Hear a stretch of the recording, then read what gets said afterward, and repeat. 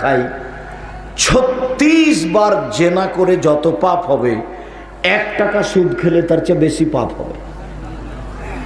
সুদের পাপের ভাষাটা জেনার সাথে সম্পর্ক করা আছে। আবার বলছেন সুদের পাপের 70টি ভাগ আছে, ছোট থেকে বড়, বড় থেকে ছোট। তার সবচেয়ে ছোট ভাগ হলো মার সাথে জেনা করলে যেমন পাপ হয়। মাকে গালি দেওয়া বড় পাপ, কিন্তু পাপের ভাষা এরকম নয়।